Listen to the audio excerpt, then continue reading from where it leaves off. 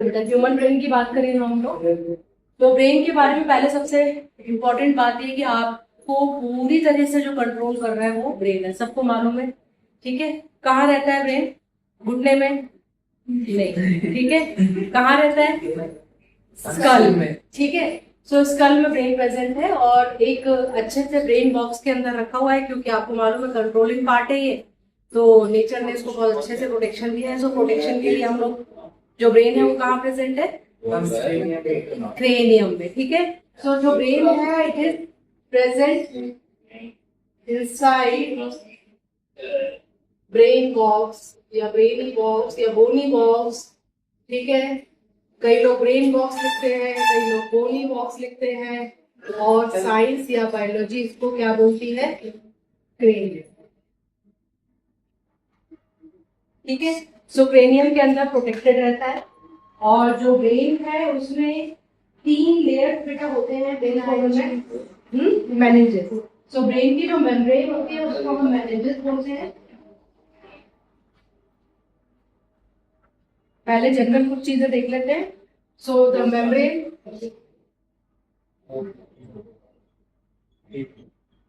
Of brain, इसको हम बोलते हैं मेनिंजेस, ठीक है। और ये मेनिंजेस कितनी लेयर में होती है? 3 लेयर में होती है। सपोज कर लो तो कि अगर ये तुम्हारा ब्रेन है, तो इस ब्रेन के ऊपर ये जो है ये तुम्हारी 3 लेयर है मेनिंजेस की,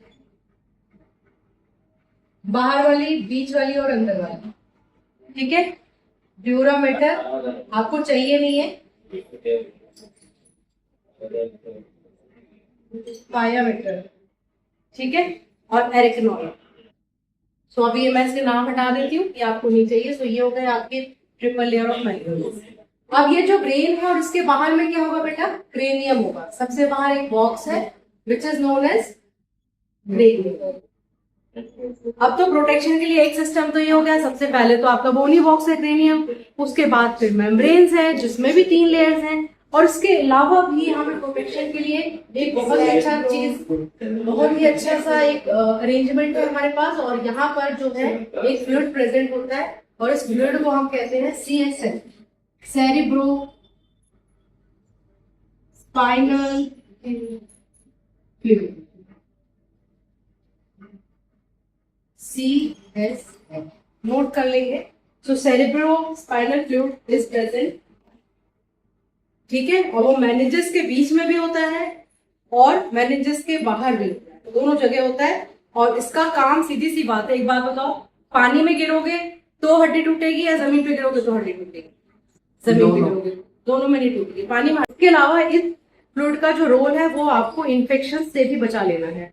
बहुत सारे जो, ऐसा तो है नहीं ना कि ब्रेन में जर्म्स नहीं जा सकते या कोई तरह का इन्फेक्शन नहीं हो सकता, सुना ही होगा ना, मेनिंजाइटिस, ठीक है। इन्फ्लेमेशन भी सुना होगा। इन्फ्लेमेशन तो मतलब एक जनरल वर्ड है, पर ब्रेन में इन्फ्लेमेशन भी हो सकती है, कभी चोट लग जाती है, कुछ हो जाता है तो, और कई तरह के इन्फेक्शन हो जाते हैं। एक वर्ड सुना होगा मेनिंजाइटिस।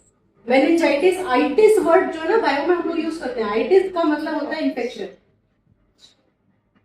आइटिस वर्ड का मतलब है इन्फेक्शन। सो मेनिंजाइटिस का मतलब मेनिंजेस में इन्फेक्शन, और मेनिंजेस कहाँ प्रेजेंट है? ब्रेन की मेम्ब्रेन है, इसका मतलब ब्रेन में इन्फेक्शन को हम लोग इन जनरल क्या कह रहे होंगे? मेनिंजाइटिस, ठीक है। ऐसे हम बोलते हैं ना टॉन्सिलाइटिस, सुना है कभी? टॉन्सिलाइटिस मतलब टॉन्सिल्स जो होते हैं, हाँ, उनमें इन्फेक्शन। कभी सुना होगा कोलाइटिस, कोलन मतलब इंटेस्टाइन में इन्फेक्शन। सो आइटिस वर्ड का मतलब हमारा इन्फेक्शन मेडिकल। तो ब्रेन में जो है 3 पार्ट्स है बेटा। जो सबसे बाहर वाला है उसको हम क्या कहते हैं? Fore brain. बीच वाला जो है उसको हम क्या कहते हैं? Mid brain. ये आपको बनाना है फ्लो चार्ट। और जो सबसे अंदर वाला है उसको हम कहेंगे हिंड ब्रेन, ठीक है। फोर ब्रेन में अगर हम लोग बात करेंगे तो फोर ब्रेन में हमारे पास क्या क्या रहेगा? All factory lobe,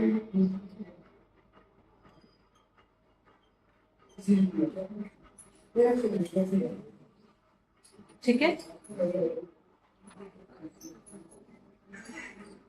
olfactory lobe, olfactory lobe मतलब ये क्या कंट्रोल करेगा? स्मेल कंट्रोल करेगा। तो सेंटर फॉर स्मेल।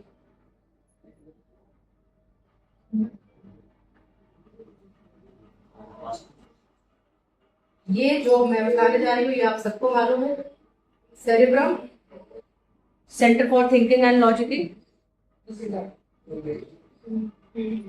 और तीसरा डायनसिफ्लॉन।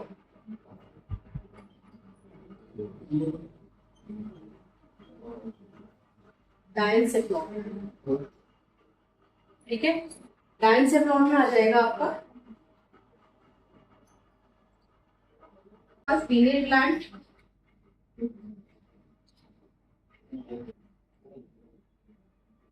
Hypothalamus gland,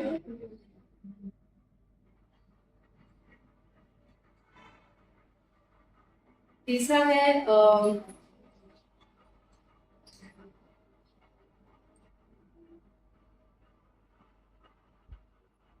pituitary and thalamus. ये सारे ग्लैंड्स ही है बेटा।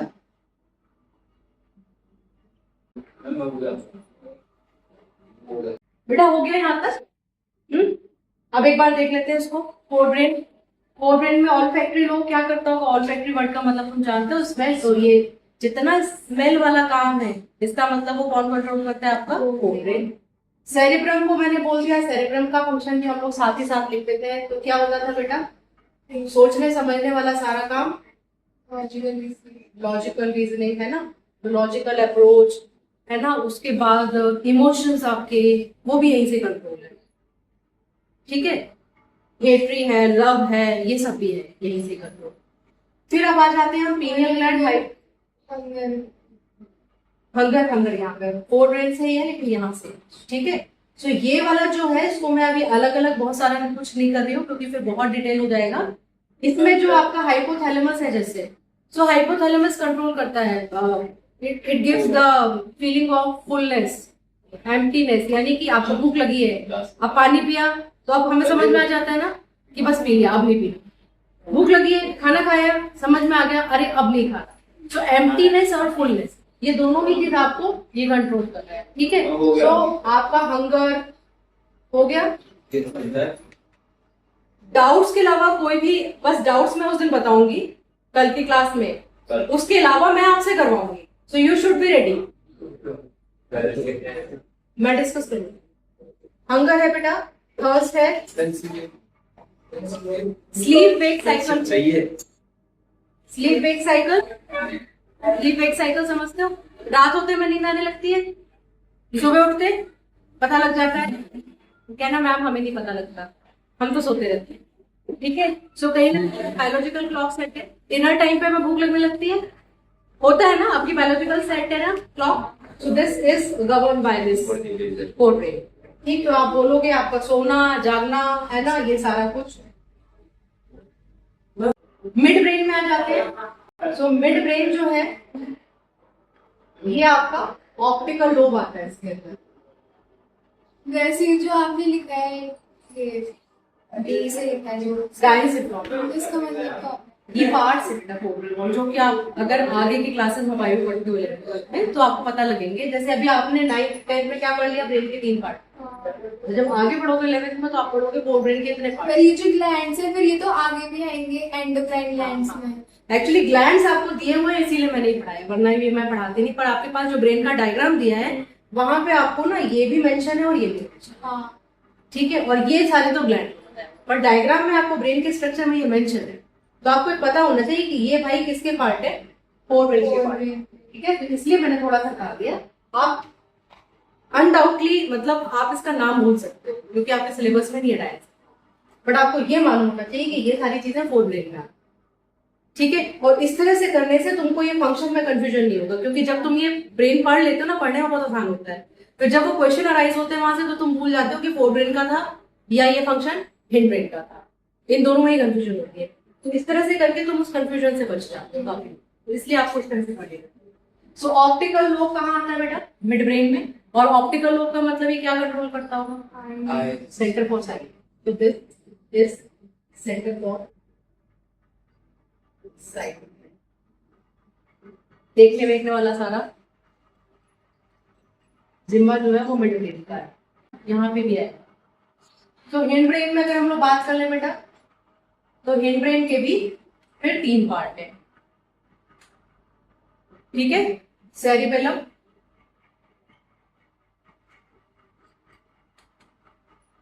Medulla, pons and medulla oblongata या मेड्यूला, उसमें सिर्फ मेड्यूला लिखा हुआ है, आप मेड्यूला लिख सकते हैं, पूरा नाम है मेड्यूला ऑब्लोंगेटा, ठीक है।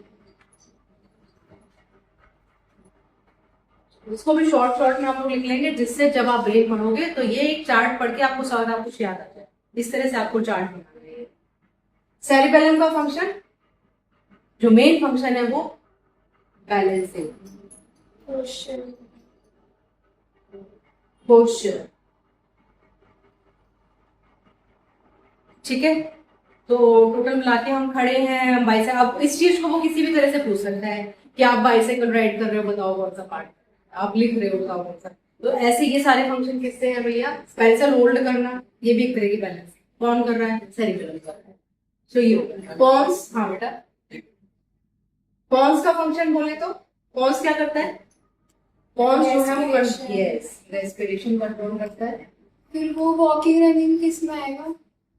Walking running, cerebellum, walk running, ये सब चलिए जी मेड्यूला की बात करते हैं। सो मेड्यूला क्या करता है, मेड्यूला बहुत सारे काम करता है, ये भी इनवॉलंटरी फंक्शन परफॉर्म करता है और रिफ्लेक्स फंक्शन ही ये भी परफॉर्म करता है। रिफ्लेक्स का मतलब क्या है, क्विक, हमने जो काम बिल्कुल तुरंत कर रहे हैं, ठीक है। सो ये भी रिफ्लेक्स फंक्शन परफॉर्म करता है। अब मेरे को छींक आती है तो मैं सोच के छींकती हूँ, मैं चीखूं कि ना चीखूं, आ ही जाती है ना।